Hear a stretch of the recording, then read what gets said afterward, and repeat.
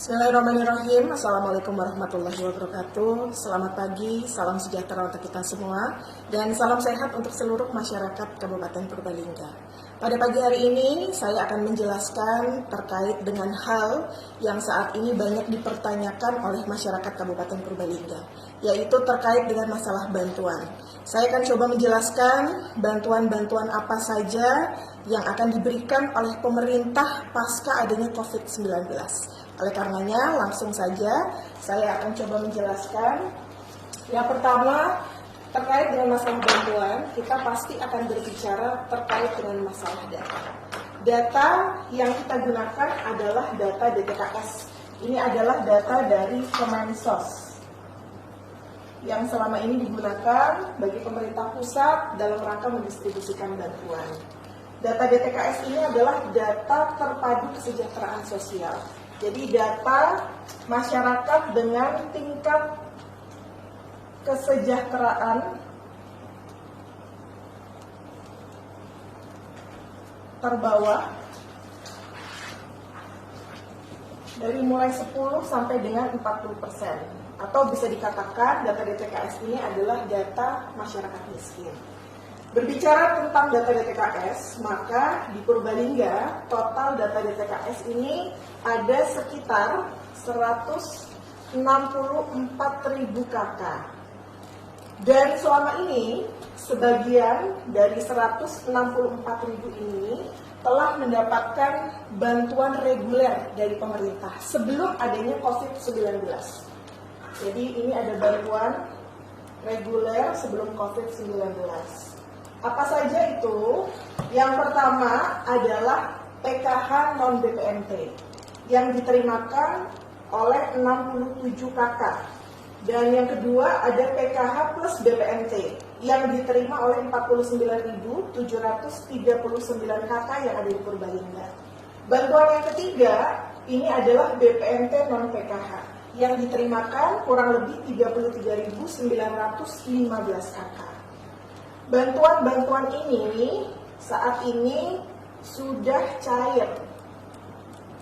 Sehingga kalau di total 67, kemudian 49.739, 33.915, maka akan ditemukan jumlah 83.721 KK yang selama ini telah mendapatkan bantuan reguler dari pemerintah sebelum adanya COVID. 83.721 karena sudah mendapatkan bantuan reguler, maka nanti tidak bisa lagi menerima bantuan pasca COVID dari pemerintah. Sehingga kalau kita lihat, dari 164.000 KK dikurangi 83.721 KK, maka ada sekitar 80.279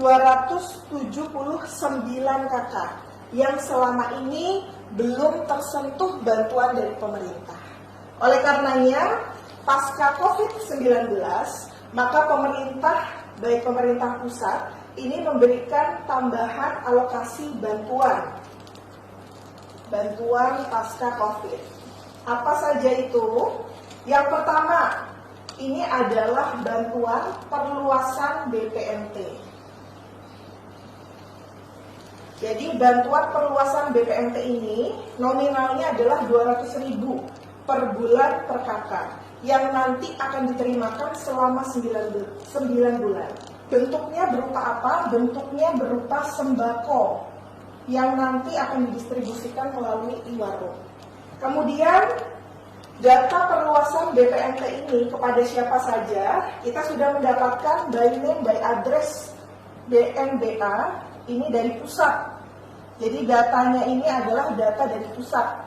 Kemudian pemerintah daerah dalam hal ini melalui kepanjangan tangan yaitu kepala desa ini melakukan verifikasi dari BNBA yang telah didistribusikan dari pemerintah pusat. Apa saja yang harus dilakukan desa dalam rangka verifikasi? Desa harus melihat dari data BNBA yang diberikan pusat ada tidak yang meninggal. Kemudian ada tidak yang niknya ganda. Dan ada tidak yang di dalam data ini mampu dan sudah menerima bantuan lain yang ada di sini. Kalau ada, maka desa ini harus mencoret sehingga nanti tidak terjadi duplikasi.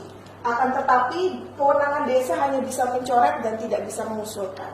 Sehingga kemarin setelah dilakukan verifikasi ada sekitar 26.542 kakak yang nanti akan menerima bantuan perluasan BPNT atau program sembako. Nah, saat ini prosesnya adalah pemberian masih berproses dalam rangka pembagian kartu KKS. Jadi saat ini program perluasan BPNT ini belum cair. Nah, yang berikutnya lagi, selain perluasan BPNT, pemerintah memberikan bantuan sosial tunai atau BST, ini yang berasal dari Kementerian Sosial. Nominalnya ada berapa? Nominalnya 600.000 per bulan per kakak yang akan diterimakan selama 3 bulan.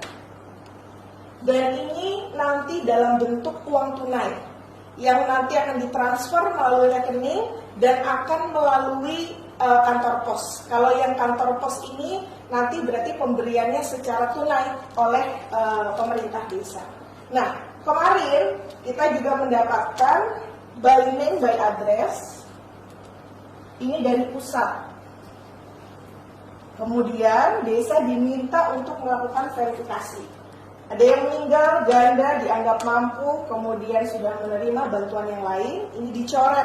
Dan desa bisa mengusulkan usulan pengganti. Dan kemarin di ACC oleh pemerintah pusat, dalam hal ini Kemensos, ada 30.176 orang yang akan mendapatkan bantuan sosial tunai atau BST. Yang terbagi dari 30.176 ini, 25.408 kakak ini adalah data DTKS. Data DTKS. Sisanya 4.764 kakak ini adalah data non-DTKS. Nanti saya akan jelaskan apa itu data non-DTKS. Yang berikutnya, untuk bantuan sosial tunai. Kemarin bantuan ini dilakukan pencairan secara bertahap. Tahap pertama ini 4.662. Ini sudah cair melalui rekening. Kurang lebih begitu. Melalui rekening. Kemudian tahap kedua ini 22.266. Saat ini sudah cair, akan tetapi dananya masih di kantor pos. Jadi ini sudah cair. Dalam waktu dekat kita akan segera koordinasi dengan kantor pos sehingga insya Allah nanti 22.266 ini bisa cair dalam waktu dekat. Insya Allah nanti mulai minggu depan ini sudah akan bisa didistribusikan.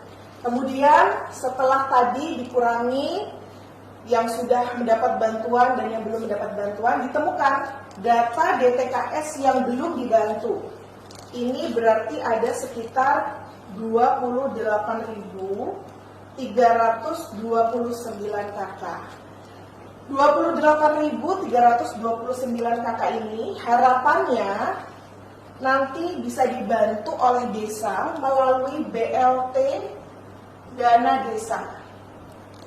Tentunya desa juga harus memverifikasi kalau ada DTKS yang kira-kira sudah meninggal, kemudian NIK-nya ganda, kemudian sudah terima bantuan lain, itu harus dicoret. Tapi untuk data DTKS ini diprioritaskan untuk bisa mendapatkan bantuan langsung tunai dari dana desa. Clear terkait masalah data DTKS, saya akan lanjut terkait masalah data non-DTKS.